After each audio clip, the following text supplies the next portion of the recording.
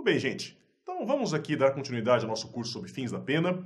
E agora, nessa nossa segunda aula, o momento é de falar sobre teoria da prevenção geral, né? Então vamos conversar um pouquinho sobre essa teoria. A teoria da prevenção geral, ela é uma teoria relativa, né? Então nós vimos que a teoria retributiva ela é absoluta porque ela é desvinculada, né? Ela não se refere a nenhum fim preventivo. Já essa aqui não, é relativa, e relativa por quê? Né?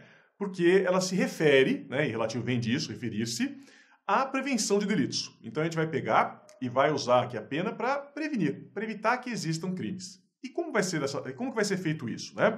Através da ameaça penal. Então isso aqui é muito simples, é o seguinte, fulano vai lá e mata alguém, por exemplo. Aí o Estado prende essa pessoa, impõe uma pena, digamos, vai falar, esse sujeito vai ter que cumprir uma pena de reclusão de 20 anos. Quando o Estado faz isso, o que ele está dizendo? Olha, você não mate, porque ele matou e vai ficar 20 anos em cana. Então, se você matar, vai ficar também. Melhor não matar, fique esperto e não mate, né? Então, isso aqui vai ser o que Feuerbach vai chamar da teoria psicológica da coação, né? Então, todos nós temos vontade de cometer crimes. Ou todos nós já tivemos alguma vez na vida vontade de cometer crimes. E essa teoria vai ser o que vai frear essa nossa vontade. Vai falar, não cometa crimes. Porque se você cometer crimes, você vai ter que cumprir pena, né? Essa aqui é a ideia. Você vai ter uma consequência bastante desagradável, tá?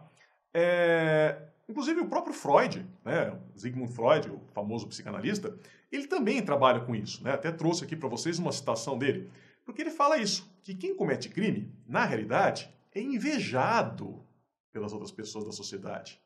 O que é verdade, porque todo mundo já teve vontade de roubar, já teve vontade de matar. É que normalmente, graças a Deus, né, a gente não faz isso.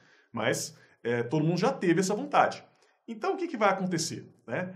Quando você tem a imposição de uma pena, as outras pessoas pedem essa inveja. Né? Elas pegam e falam, bom, mas não valeu a pena, né, literalmente, porque ele roubou, eu gostaria de ter roubado, eu teria mais dinheiro, mas ele foi para a cadeia. Como eu não quero ir para a cadeia, eu não vou roubar. Né? Então, vai ser isso que vai acabar acontecendo aqui. Tá? Bom, vamos ver agora algumas críticas, né? Algumas críticas que são feitas a essa teoria, porque à primeira vista ela parece que funciona muito bem. A primeira aqui vai dizer o seguinte, que a maioria das pessoas, e isso é bem verdade, não vai fazer um cálculo tão matemático assim, né? Ele fala assim, ele sai de casa de manhã e você fala, estou com vontade de roubar um banco. Ah, então vou roubar. Não, pensando bem, não vou, né? Porque se eu roubar o banco vai ter pena, né? Então não, então mudei de ideia. Na realidade, não vai ser bem assim, né? As pessoas não são tão exatas assim. E o que vai acabar acontecendo? Né? A pena tem um poder intimidatório? Claro que tem. Né? Eu seria muito mentiroso se eu dissesse para vocês que não tem. E isso vocês mesmos podem perceber pelo trânsito. Né? Então, quando a gente tem lá uma situação de trânsito, né? Quem é motorista sabe disso. Todo mundo aqui que dirige já cometeu alguma infração de trânsito. Né? Muito difícil um motorista que nunca fez nada de errado. E a gente, quando comete a infração de trânsito, a gente comete acreditando que não vai ser pego, né? Então ninguém é bobo de fazer uma infração de trânsito na frente do policial, por exemplo, né? Isso não seria inteligente. Então, é que é a mesma coisa, né? O que vai intimidar aqui o sujeito que quer cometer um crime não é tanto o tamanho da pena, né? Esse é um erro que o leigo comete muito. Eu acho que precisa aumentar as penas porque as pessoas vão ficar mais inibidas. Não, de maneira alguma. Não é o tamanho da pena que inibe. O que vai inibir, né, o que vai fazer com que a pessoa não tenha essa vontade de cometer crime, é a certeza de ser pega. Né? Então, é a eficiência de um sistema penal. Né? Então, esse é um primeiro problema que aparece aqui. Outra questão, né, que a gente não vai ter aqui uma regra para a dosimetria de pena. Então, se vocês lembrarem, a teoria retributiva era ótima para a dosimetria de pena. A gente conseguia fazer, né, exatamente de acordo com a gravidade do delito, porque era uma retribuição, era uma vingança. Aqui não, né? Então, daí a gente vai ter aqui esse risco de terror estatal, que é o que nós vivemos muitas vezes atualmente, né? Vocês sabem disso. Então, o tempo todo o Estado nos ameaça com penas maiores, porque a resposta é essa. Acontecer um crime aí qualquer, que tem repercussão, sai na televisão, qual que é a primeira medida que a população quer? Vamos aumentar as penas, vamos deixar mais rigoroso, transformar em crime hediondo. A gente sabe que é assim que funciona, né? Então, esse é um dos perigos aqui da teoria da prevenção geral, tá? Além disso, né, tem aquela outra questão, que é uma crítica que Hegel já fazia, e nós vimos isso um pouquinho na aula sobre teoria retributiva.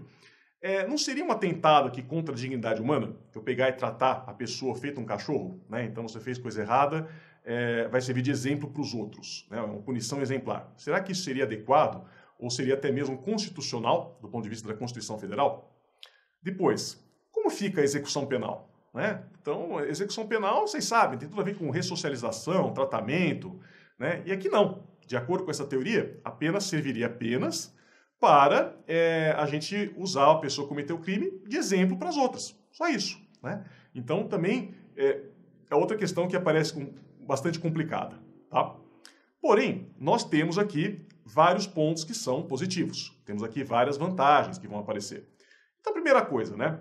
Eu não falei para vocês ainda sobre prevenção especial. Esse é o tema da próxima aula. Mas já adianto, né, que essa teoria da prevenção geral, ela é absolutamente compatível com a prevenção especial, né? Não tem problema nenhum. A gente consegue pensar numa pena que tem esse caráter exemplar e também tem um caráter de tratamento, de ressocialização, né?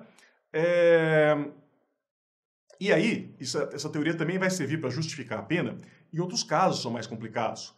Crime culposo, por exemplo. Né? Crime culposo tem esse problema, né? A pessoa que comete um crime culposo dificilmente vai se tornar um reincidente. Então, normalmente fica difícil a gente defender nesse caso questão de ressocialização, reintegração, né? Porque ele não precisa ser ressocializado, mas ele pode servir de exemplo. Então a pena também estaria justificada aqui dessa maneira, sem ser uma retribuição, né? Além disso, ela também não vai trabalhar com prognóstico de reincidência, né? Que é uma coisa meio complicada, né? Uma coisa que é meio insegura, né? Essa ciência psiquiátrica não é tão segura. E a prática também, como eu disse, dificilmente vai rebater essa teoria. Eu falei, o trânsito mesmo nos mostra isso. Né? Então é uma teoria que tem aqui vários pontos que são interessantes, né? Com vantagens que ela vai aparecer. Essa teoria, mais recentemente, ela sofreu aqui uma modificação. Né? Então a gente tem essa prevenção geral, conforme eu apresentei para vocês até agora, é o que a gente vai chamar de prevenção geral negativa, que é a mais tradicional, a mais antiga. Mais recentemente, principalmente dos anos 1970 para cá, a gente começa a falar aqui em prevenção geral positiva.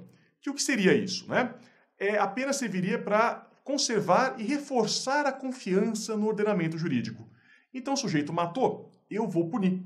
E por quê? Quando eu puno, eu estou mostrando para todo mundo, não pode matar.